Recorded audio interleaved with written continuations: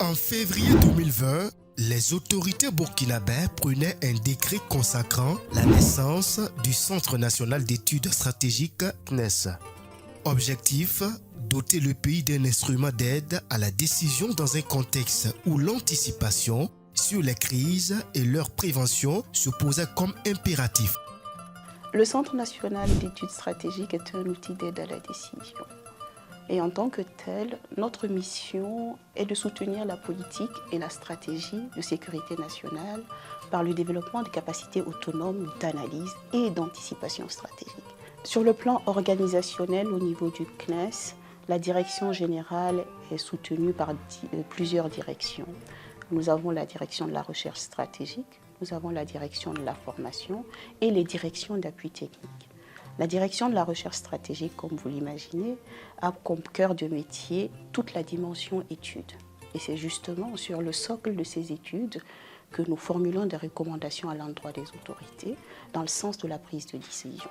La direction de la formation a pour objectif de capaciter les futurs décideurs et même les décideurs d'aujourd'hui dans le sens de la prise de décision, dans le sens plus global de la fabrique de la décision et de l'action publique. Le Burkina Faso, qui a accédé à l'indépendance en 1960, a quand même deux objectifs stratégiques qu'il poursuit. Le premier, c'est la construction d'un État-nation et le deuxième, c'est le développement économique et social. Et pour atteindre ces deux objectifs stratégiques, le Burkina Faso a besoin de réfléchir en tenant compte non seulement de son environnement, de ses potentialités, de ses ressources, de ses contraintes, mais d'intégrer également des dimensions comparatives, des expériences comparatives. Et le Centre national d'études stratégiques, à mon avis, est un outil qui peut aider les autorités à prendre les meilleures décisions en tenant compte, bien entendu, des contraintes, des ressources du Burkina, de ses potentialités par rapport aux objectifs qui s'est fixés. Depuis lors, cette institution, rattachée à la présidence du Faso, n'a eu de cesse de multiplier les initiatives pour être au plus près des autorités et assumer pleinement ses missions.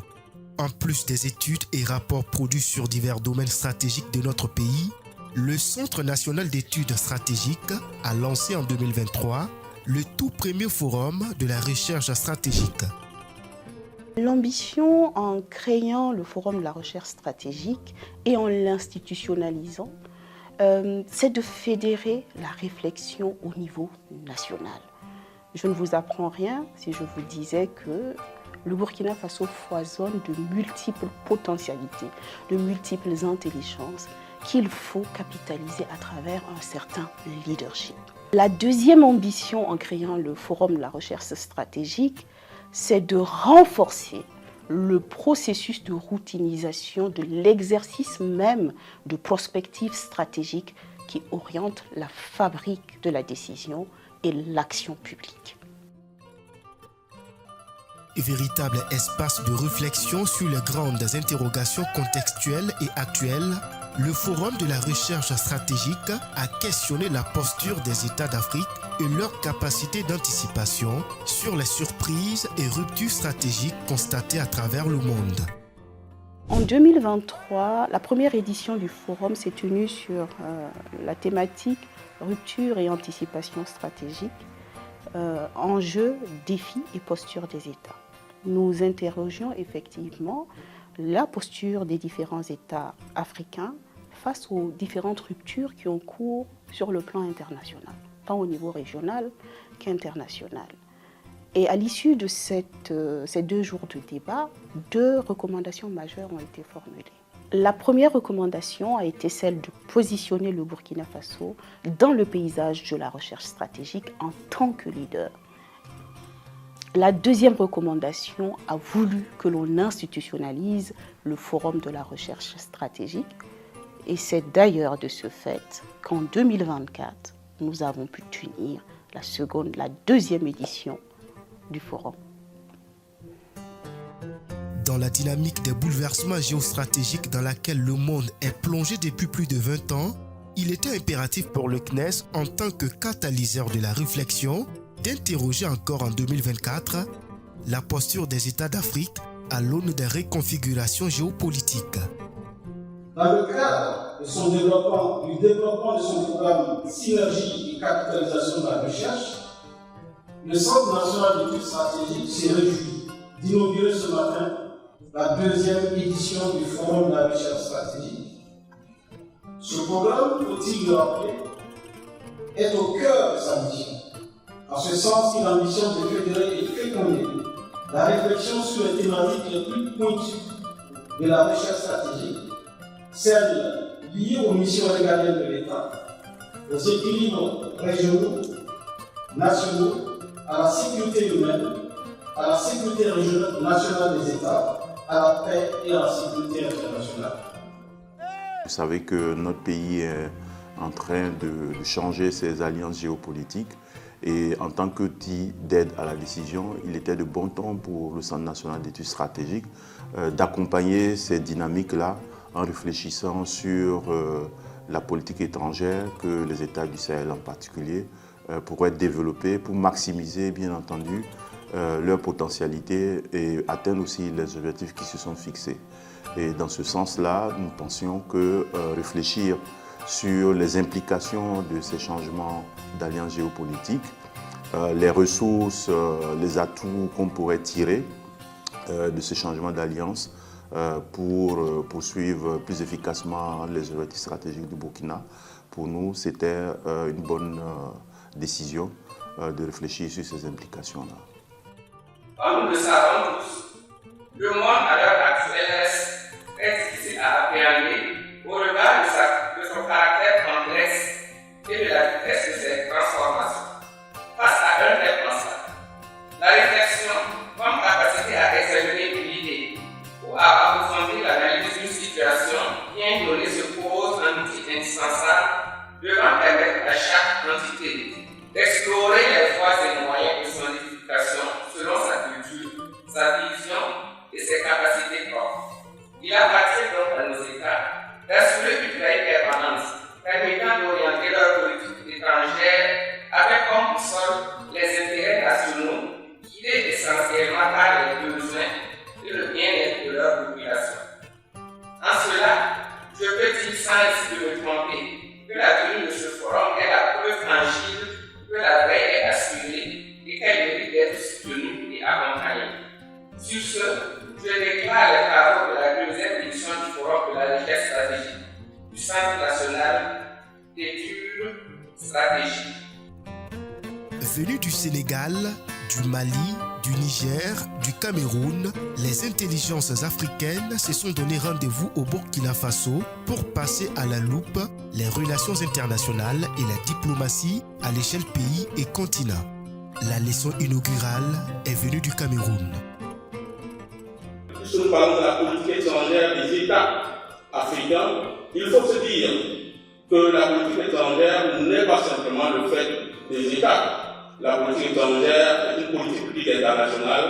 Et lorsqu'on parle de politique publique internationale, Franck Petitpil et Henri Schmitt nous disent que la politique publique internationale est une politique étrangère qui peut être conduite par une organisation assez intégrée. C'est le cas par exemple de l'Union européenne de politique étrangère. Et c'est pour ça que nous appelons notamment l'Union africaine à œuvrer à avoir une politique étrangère pour peser, n'est-ce pas, de tout son poids sur un certain nombre de dossiers internationaux. Mais la politique étrangère, c'est aussi, notamment, peut relever, n'est-ce pas, de cette organisation régionale et des États. Donc, on va avoir deux niveaux de prise en compte, notamment de la politique étrangère. Cela dit, la politique étrangère va être, notamment, avoir un caractère réactif. Parce que la politique étrangère doit être en permanence, elle doit s'adapter aux événements survenus hors du territoire. Elle doit essayer de prévoir, elle doit essayer de gérer. Ici, dans cette somptueuse salle des conférences de Ouaga 2000, Ouagadougou a été, pendant 48 heures, la capitale de la réflexion sur la diplomatie africaine et les relations internationales. Ce thème est très pertinent. Il est très pertinent parce que cela permet de voir aussi l'évolution de la diplomatie. Parce que autrement, la diplomatie dans son aspect classique, dans son aspect traditionnel, était limitée à l'action des États. Donc on considérait les États comme les seuls acteurs de la diplomatie. Mais on voit que dans les relations internationales, il n'y a pas que les États dans les relations internationales. Il y a également d'autres acteurs subétatiques qu'on qualifie comme étant des acteurs hors souveraineté, c'est-à-dire qui n'ont pas la souveraineté des États, mais qui jouent un rôle important dans les relations internationales, dans la politique étrangère des États.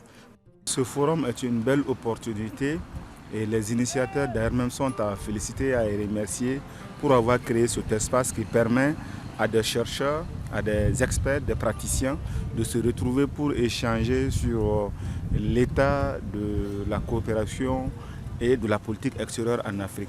Ça permet d'évoquer un certain nombre de questions d'actualité telles que les enjeux sécuritaires et aussi les défis de dépendance économique.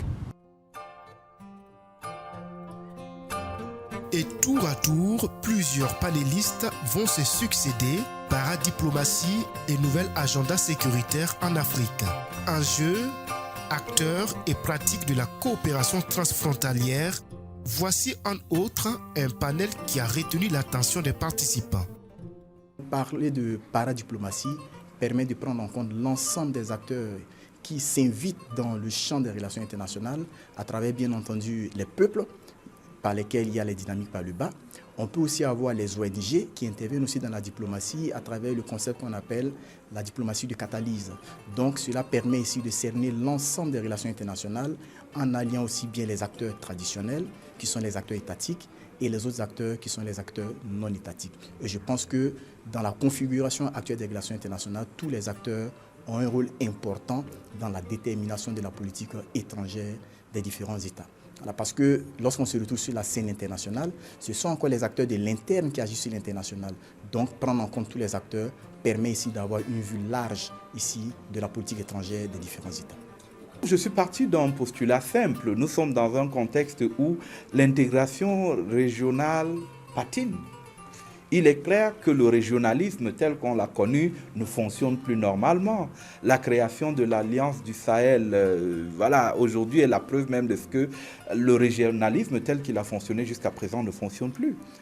Il y a eu un mécanisme qui a été, pensé par, si vous voulez, les dirigeants africains pour favoriser la coopération transfrontalière. Je parle de la Convention de Niamey. Elle n'est pas encore rentrée en vigueur du fait de la faible ratification. Donc le contexte a changé aujourd'hui. L'architecture de paix et de sécurité de l'Afrique a montré justement ses limites. Donc l'idée que je viens à travers ma présentation, que je défends dans ma présentation, c'est que dans un contexte où des logiques, si vous voulez, d'intégration ou bien de coopération par le haut ne fonctionnent pas, ou bien alors ne fonctionnent pas bien, il pourrait être intéressant de regarder des mécanismes alternatifs et j'en propose un, c'est-à-dire l'action internationale des autorités administratives, des communautés frontalières qui, de mon point de vue, peut être un outil intéressant à la fois pour la pacification des relations frontalières, mais surtout pour la sécurisation des espaces frontaliers. Le G5 Sahel, l'Alliance des États du Sahel, les regroupements et tentatives de regroupements sous-régionaux et régionaux ont été passés à la loupe des panélistes.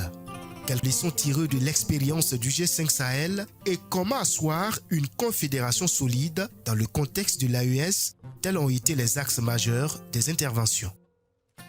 Il faut retenir que l'AES n'est pas un cas isolé à travers l'histoire du monde moderne. Parce qu'à chaque fois que des États se trouvent en difficulté particulière, ces États ont tendance à s'unir pour affronter les défis communs.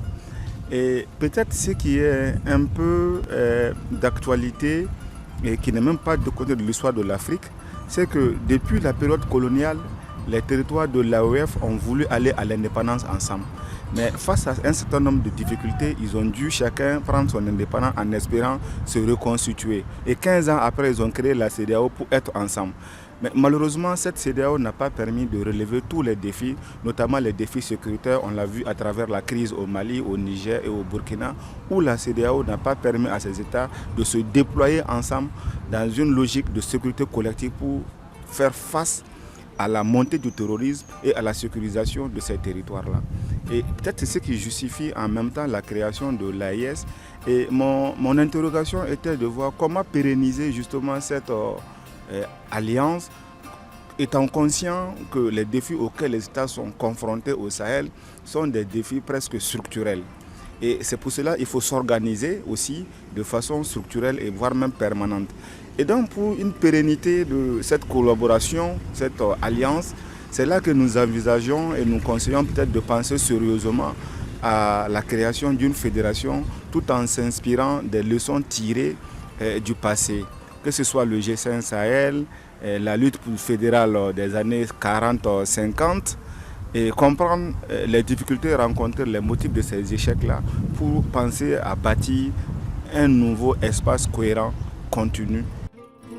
Un moment clé de ce forum a sans doute été le grand panel des grands témoins de la diplomatie. Et ils étaient là, les ténors de la diplomatie burkinabé et africaine. Pour ce panel des grands témoins, nous avons décidé de mobiliser d'anciens praticiens de la diplomatie, tant au niveau national qu'au niveau régional. L'idée autour de ce panel de grands témoins était d'entendre leur regard sur les dynamiques actuelles des relations internationales. Et en deuxième objectif, c'était de recueillir leurs orientations, recommandations sur les postures éventuelles des États africains face aux dynamiques actuelles. Il apparaissait nécessaire justement d'aller questionner les expériences de sorte à renforcer les dimensions théoriques des analyses et des débats que nous avions pu avoir au cours de ces 2 jours. Au terme de 4 panels et d'échanges fort enrichissants, les participants au forum ont formulé plusieurs recommandations.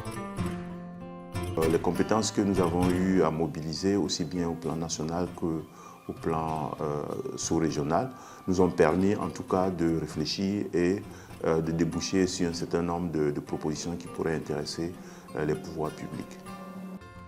Les expériences partagées de ces grands témoins de la diplomatie nous ont permis de consigner dans le rapport des grandes lignes de recommandations que nous formulons à l'endroit de l'autorité.